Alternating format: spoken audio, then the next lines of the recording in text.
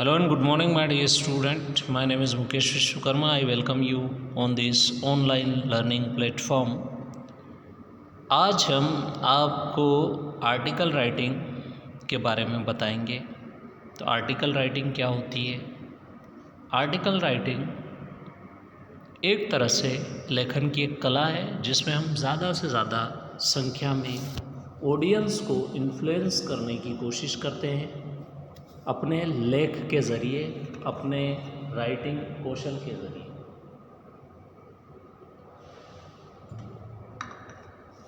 जो आपकी writing skill है, जो कला है आपकी, वो आपकी लैंग्वेज की कमांड को दर्शाती है कि किस प्रकार से आपको लैंग्वेज के ऊपर कमांड बनानी है, किस प्रकार की भाषा आपकी होनी चाहिए, क्या उसके पैरामीटर्स होने चाहिए और किस तरह से आपको लैंग्वेज में वर्ड्स के अरेंजमेंट को देखना है।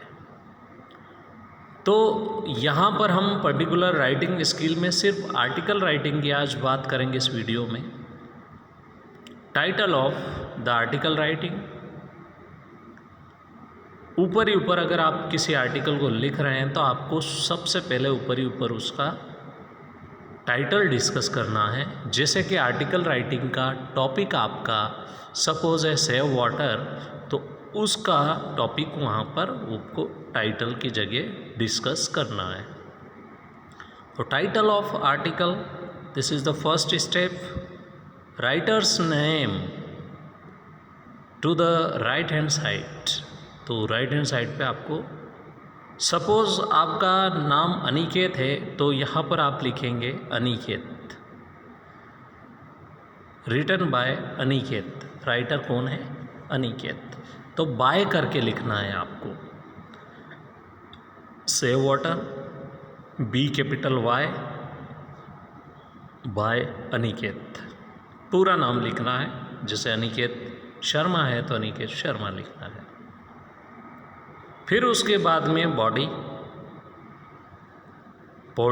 तो main part of the article, body के अंदर जो है मेन पार्ट जो आर्टिकल का है वो लिखा जाता है।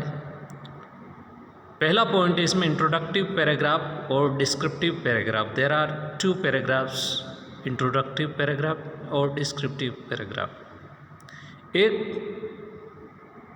परसुएंस पैराग्राफ्स भी होते हैं, थर्ड पार्ट होता है उसका। परसुएंस का मतलब होता है किसी को राज़ी करने वाले पैराग्राफ। जैसे मैं मेरे विचारों को इस तरह से प्रस्तुत करूं कि सोसाइटी जो है उसमें अपनी मर्ज़ी दिखाए, अपना मत प्रस्तुत करे, अपना ओपिनियन उसके लिए प्रस्तुत करे। Well, I want to give an example for that. जैसे ग्लोबल वार्मिंग के ऊपर मैं आर्टिकल लिख रहा हूँ फॉर द एग्ज़ाम्पल, तो मैं कुछ ऐसे आइडियाज़ को प्रस्तुत करूं या ऐसे कॉन्सिक्वेंसेस को प्रस्तुत करूं, ऐसे परिणाम को प्रस्तुत करूं ताकि लोगों को ये पता लगे कि ग्लोबल वार्मिंग कितना बड़ा खतरा है, ग्लोबल वार्मिंग किस तरह से हमारे जीवन को प्रभावित कर रहा है, किस प्रकार से उसके बुरे असर जो है व्यक्तित्व के उस शोर पर खड़े हैं, व्यक्ति को प्रभावित कर रहे हैं, जो कि उसके मेंटल स्ट्रेस की वजह से उसकी पर्सनालिटी पे भी एक बुरा प्रभाव डाल रहे हैं। तो जब हम इस प्रकार के आइडियाज़ को किसी के सामने डिस्कस करेंगे तो उस पर प्रभाव पड़ेगा विचारों का, और उन्हीं विचारों के प्रभाव की वजह से वो क्या करेगा, आपके लेख में रुचि बताएगा और इंटरेस्ट बताएगा। अब आप इसका एक सर्वे कर एक क्वेश्चनेयर तैयार कर उससे अपना ओपिनियन ले सकते हैं कि क्या आप इस आर्टिकल से सहमत हैं। जिस प्रकार बहुत सारे सर्वेज आजकल ऑनलाइन चलते हैं और उससे पता करते हैं, कंपनीज पता करती है उनके प्रोडक्ट की डिमांड के बारे में, उसके प्रोडक्ट की क्वालिटी के बारे में, उसके प्रोडक्ट की रिजिडनेस के बारे में, उसके प्रोडक्ट की प्राइस के बारे में। तो इस तरह से आप आर्टिकल राइटिंग लिख सकते हैं। अब आर्टिकल राइटिंग का एक विस्तृत फार्मूला यहाँ पर दिया हुआ है, फॉर्मेट यहाँ पर दिया हुआ है। इसमें ज़्यादा अच्छे से हम आर्टिकल राइटिंग के फॉर्मेट को डिस्कस करेंगे। इस तरह से आपको ये पेज की साइज़ है, बॉक्स जो बना रखा है पेज की साइज़ है। टाइटल और हेडिंग जो मैंने अभी बताया आपको, तो ग्लोबल वार्मिंग के बारे में अगर आप लिखना चाह रहे हैं तो the title, heading, eye catchy, it should illustrate the theme of the article. सबसे पहली चीज़ कि अगर आप आर्टिकल राइटिंग लिखना चाह रहे हैं तो सबसे पहली चीज़ ये होनी चाहिए कि आपका टाइटल ही सब कुछ बयां कर दिए उसके बारे में। सपोज़ आप क्लाइमेट चेंज के बारे में लिख रहे हो और आपका टाइटल जो है वो डिसीज़ है, तो कभी भी आप ग्लोबल वार्मिंग या क्लाइमेट चेंज के ऊपर अपना पूरे विचारों को जो उस टाइटल के माध्यम से प्रस्तुत नहीं कर पाएंगे, क्योंकि ये दोनों अलग अलग टॉपिक्स हो जाएंगे। डिसीज़ अलग टॉपिक है और ग्लोबल वार्मिंग अलग टॉपिक है। It should illustrate the theme of the article. You must know the title of the article must be completed in that manner so that it may illustrate the topics. The name given in the question to be used. अब यहाँ पर by line में आपको लिखना है the name of the author who is writing an article. So generally in your examination, if you write your name, then it is not okay, because it is counted in unfair bin. So you will have to use that name which is given in the question. For the example, the question may be like that: you are Lalit or Lata, write an article on global warming in a words 80 to 100. This is the word limit. So now you will have to use that name which is given in the question. Question में दिया हुआ वही नाम आपको use करना है। Introduction, put the topic in a proper perspective. Relevant the facts and statistics should be stated along with the questions. तो introduction में आपको क्या क्या करना है, प्रॉपर पर्सपेक्टिव लिखना है, उसकी प्रॉपर उसकी जो है उसका रीज़न क्या है, किस पर्सपेक्टिव में लिखा है, किस संदर्भ में लिखा है, रिलेवेंट कितना टॉपिक जो है वो ज्वलंत है, मुद्दे से जुड़ा हुआ है, फैक्ट्स उसमें वास्तविकता कितनी है, सांख्यिकी क्या है उसकी, स्टैटिक्स उसकी गणना क्या है, उसका कैलकुलेशंस क्या है, उसके एनालिसिस क्या है, should be state along with the questions. Questions में जिस तरह से दिया हुआ है, for example it may be comparison of year 2011 to 2021, what type of changes occurred during one decade, एक पूरे दशक में क्या क्या बदला है, ये उसका कंपैरिजन हो सकता है।